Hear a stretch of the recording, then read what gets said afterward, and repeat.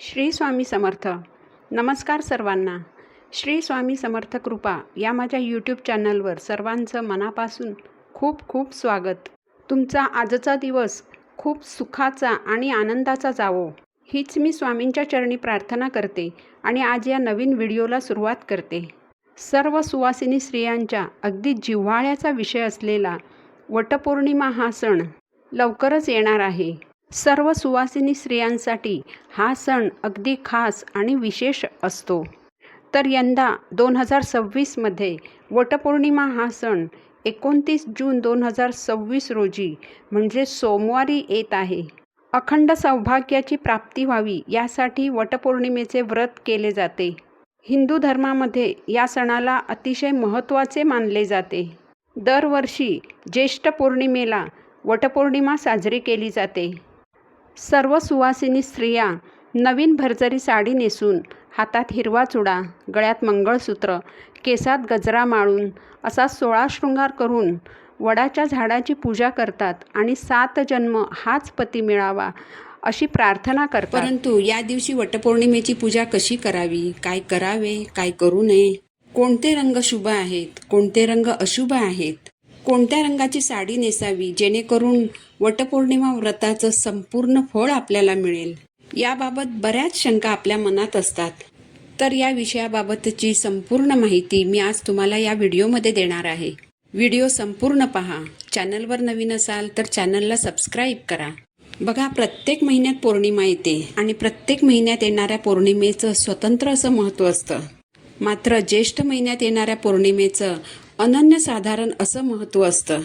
ज्येष्ठ पौर्णिमा अर्थात वटपौर्णिमा हा सण खास विवाहित स्त्रियांसाठी असतो. यंदा 2026मध्ये वटपौर्णिमा हा सण 29 जून 2026 रोजी साजरा केला जाणार आहे. तर सर्वप्रथम आपण पौर्णिमा तिथी कधी सुरू होणार आहे हे जाणून घेऊया. हिंदू पंचांगानुसार पौर्णिमेला सुरुवात होईल रविवारी दिनांक 28 जून 2026 रोजी सकाळी 8:35 आणि ही तिथी समाप्त होईल सोमवारी दिनांक 29 जून 2026 रोजी सकाळी 8:48 उदय तिथीनुसार वटपौर्णिमा हा सण 29 जून 2026 रोजी साजरा केला जाणार आहे. या दिवशी वटपौर्णिमा पूजेचा मुहूर्त आहे सकाळी 8:55 ते सकाळी 10:40 असेल. बघा, वटपौर्णिमा म्हणजे पुढील 7 जन्म हाच पती मिळावा यासाठी महिलांनी करावयाचे व्रत. या दिवशी सर्व विवाहित स्त्रिया वटवृक्षाची पूजा करतात आणि पतीला आरोग्य संपन्न आयुष्य लाभू दे, वंशाचा विस्तार होऊन भरभराट होऊ दे, घरामध्ये धनधान्याची विपुलता राहू दे अशी प्रार्थना करतात. सर्व विवाहित स्त्रियांसाठी हा दिवस इतका खास असतो की या दिवशी स्त्रिया 16 शृंगार परिधान करतात. तर अशा या खास सणासाठी कोणत्या रंगाची साडी नेसायला हवी, साडी नवीन असायला हवी का, असे प्रश्न प्रत्येक स्त्रीला पडत असतात. याचबरोबर ज्या नववधू आहेत, पहिल्यांदाच वटपौर्णिमा साजरी करणार आहेत, त्यांनी कोणते कपडे परिधान करायला हवे. सर्वप्रथम आपण याच मुद्द्याबाबतची माहिती जाणून घेऊया. ज्या नववधू आहेत, ज्यांचा यावर्षी विवाह झालेला आहे, अशा नववधूंनी काय करायचं, तर तुम्ही तुमच्या लग्नामध्ये जे कपडे परिधान केले होते तर तेच कपडे तुम्ही वटपौर्णिमेची पूजा करताना परिधान करा. तुम्ही तुमच्या लग्नामध्ये जी साडी नेसली होती किंवा तुम्ही जर शालू नेसला असाल किंवा नऊवारी साडी नेसली असाल, तीच साडी नेसून तुम्ही वटपौर्णिमेची पूजा करा.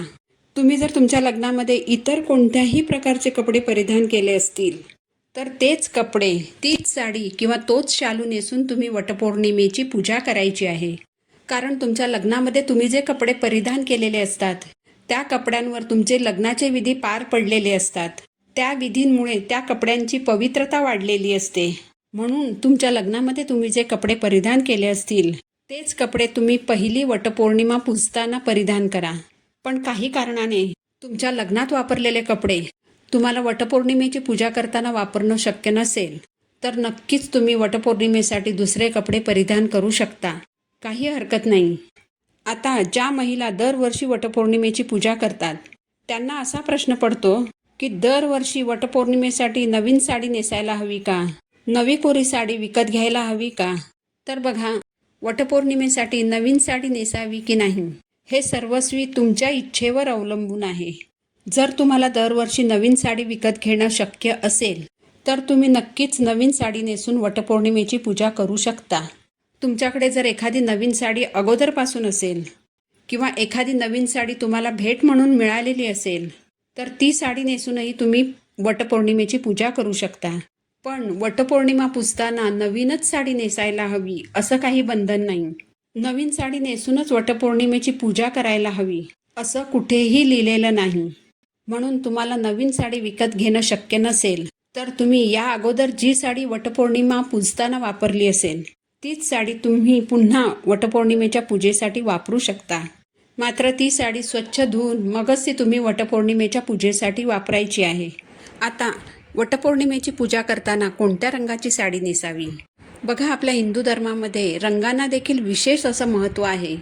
कारण काही रंग हे ऊर्जावान असतात, मनाला ऊर्जा प्रदान करणारे असतात. काही रंग हे मन प्रसन्न करणारे असतात, तर काही रंग हे कोणत्याही शुभकार्याची पूजा करताना वापरण्यासाठी अतिशय शुभ मानले जातात. मात्र काही रंग असेही आहेत की जे पूजा करताना वापरण्यासाठी अशुभ मानले गेलेले आहेत.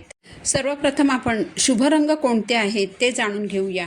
तर सुवासिनींना कोणतीही पूजा करण्यासाठी सर्वात शुभ मानला गेलेला रंग म्हणजे पिवळा रंग. तुम्ही जर वटपौर्णिमा पूजण्यासाठी नवीन साडी विकत घेणार असाल तर आवर्जून पिवळ्या रंगाची साडी खरेदी करा. पण जर नवीन साडी खरेदी करणं शक्य नसेल आणि यापूर्वी नेसलेली साडी जर तुम्ही पुन्हा नेसणार असाल तर लाल किंवा हिरव्या रंगाची साडी तुम्ही नेसू शकता. पिवळा, लाल, हिरवा हे रंग पूजा करताना वापरण्यासाठी अतिशय शुभ मानले गेलेले रंग आहेत. याचबरोबर गुलाबी रंग आणि केशरी रंग हे रंग देखील अतिशय शुभ मानले जातात. आता या रंगांपैकी कोणत्या रंगाचं काय फळ आपल्याला मिळतं आणि कोणत्या रंगाचे काय गुणधर्म असतात हे आता आपण जाणून घेऊया. तर बघा, कोणत्याही सणासाठी सर्वात शुभ मानला गेलेला रंग म्हणजे पिवळा रंग. पिवळा रंग हा चैतन्याचा रंग आहे. पिवळ्या रंगाचा संबंध गुरुग्रहाशी आहे. जर तुमच्या कुंडलीतील गुरुग्रह कमजोर असेल तर आवर्जून तुम्ही पिवळ्या रंगाची साडी नेसून वटपौर्णिमेची पूजा करा. आपल्याकडे धार्मिक समारंभांमध्ये तर पिवळ्या रंगाला अनन्यसाधारण असं महत्त्व आहे. सौभाग्याची सर्वात महत्त्वाची वस्तू म्हणजे कुंकू. पण हे कुंकू लावताना सुद्धा प्रथम स्थान हे पिवळ्या हळदीलाच दिलं जातं. कोणत्याही स्त्रीला हळद कुंकू लावताना प्रथम हळदीचा टिळा लावला जातो आणि त्यानंतर कुंकू लावलं जातं. लग्न समारंभांमध्ये देखील लग्न लावण्यापूर्वी वधूवरांना हळद लावली जाते. ज्योतिबाला जर तुम्ही कधी गेला असाल तर तुम्हाला माहीत असेलच की तिथे येणारी जवळजवळ 90% जोडपी ही पिवळ्या रंगाचे कपडे परिधान करून येतात. पिवळा रंग हा भगवान विष्णूंचा अतिशय प्रिय रंग आहे. आपल्या स्वामी महाराजांचा, दत्त महाराजांचा आवडता रंग जो आहे तो म्हणजे पिवळा रंग. जर तुम्हाला नवीन साडी खरेदी करणं शक्य असेल तर तुम्ही आवर्जून पिवळ्या रंगाची साडी खरेदी करा. यानंतरचा दुसरा जो महत्त्वाचा रंग आहे तो म्हणजे हिरवा रंग. हिरवा रंग हा सौभाग्याचा प्रतीक मानला जातो. म्हणूनच लग्नामध्ये नवरीला जो चुडा भरला जातो तो हिरव्या रंगाचा असतो. मुलीचे लग्न लागताना तिला हिरवी साडी नेसवली जाते. लग्नानंतर नवीन जोडपं जेव्हा सत्यनारायण पूजेला बसतात तेव्हा नववधू देखील हिरवी साडी नेसते. एवढे ह्या हिरव्या रंगाला महत्त्व आहे. भगवान शिवशंकराचे आणि निसर्गाचे अगदी जवळचे नाते आहे. त्यामुळेच श्रावण महिन्यामध्ये महादेव जेव्हा पृथ्वीचा भार स्वतःच्या हातात घेतात त्यावेळेस विवाहित स्त्रिया आवर्जून हातामध्ये हिरव्या बांगड्या भरतात. आणि आपण जी वटपौर्णिमेची पूजा करतो ती देखील निसर्गाशीच संबंधित असते. म्हणूनच हिरव्या रंगाची साडी नेसून तुम्ही वटपौर्णिमेची पूजा नक्कीच करू शकता.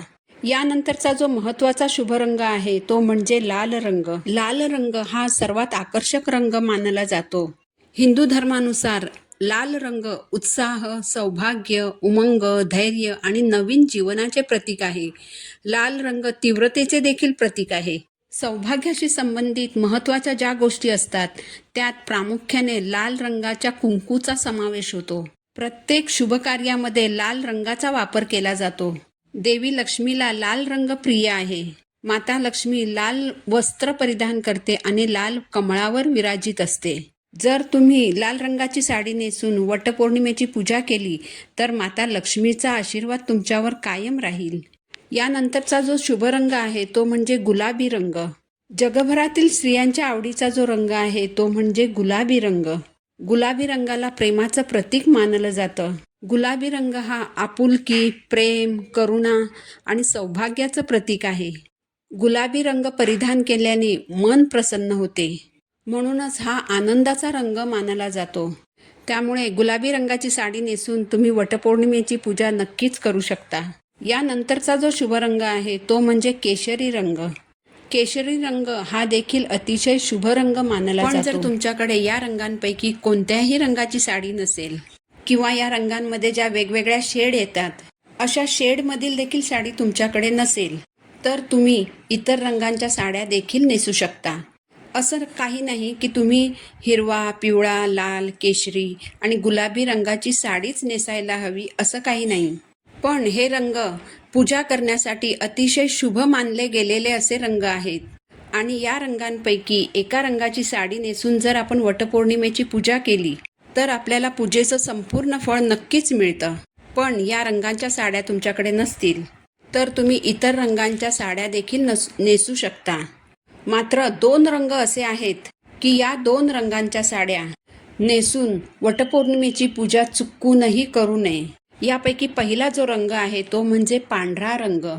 खरं तर पांढरा रंग हा पावित्र्य, शुद्धता आणि शांततेचं प्रतीक असलेला रंग आहे. परंतु पांढरा रंग हा पावित्र्य आणि सरळपणाचे जरी प्रतीक असला तरी हा दुखवट्याचा रंग आहे. म्हणून वटपौर्णिमेच्या पूजेसाठी चुकूनही पांढऱ्या रंगाची साडी नेसू नये. दुसरा जो रंग आहे तो म्हणजे काळा रंग. काळा रंग हा पूजा करण्यासाठी अशुभ मानला गेलेला आहे. कारण हा रंग तामसी प्रवृत्तीचा आणि अंधार आणि अपमानाचं प्रतीक असलेला रंग आहे. म्हणूनच काळ्या रंगाची साडी नेसून वटपौर्णिमेची पूजा करू नका. इतकंच नाही तर जर तुम्ही दुसऱ्या एखाद्या रंगाची साडी नेसणार असाल पण त्या साडीमध्ये जर काळ्या रंगाची शेड्स किंवा काळ्या रंगाची डिझाईन जर जास्त असेल तर अशी साडी देखील वटपौर्णिमेची पूजा करण्यासाठी चुकूनही नेसू नका. वटवृक्ष हा दीर्घायुषी आहे. अनेक वर्ष आयुष्य असणारा भक्कम वृक्ष अशी वटवृक्षाची ओळख आहे. अशा या वटवृक्षाची पूजा केली तर आपल्या पतीला देखील दीर्घायुष्य लाभेल आणि आपल्याला अखंड सौभाग्य प्राप्त होईल. अशा श्रद्धेने आपण सर्व विवाहित स्त्रिया ज्येष्ठ शुद्ध पौर्णिमेला वटवृक्षाची पूजा करतो. वटपौर्णिमेच्या दिवशी या वृक्षामध्ये ब्रह्मा, विष्णू आणि महादेवांचा वास असतो. वटवृक्षाच्या फांद्यांना सावित्रीचं रूप मानलं जातं. म्हणूनच वटपौर्णिमेच्या दिवशी वडाची पूजा करताना शुभ रंगाची साडी नेसूनच वडाची पूजा करा, जेणेकरून या व्रताचं संपूर्ण फळ तुम्हाला प्राप्त होईल. ही माहिती जर तुम्हाला उपयुक्त वाटली तर व्हिडिओला लाईक करा, चॅनलला सबस्क्राईब करा. पुन्हा भेटू नवीन व्हिडिओसोबत. श्री स्वामी समर्थ.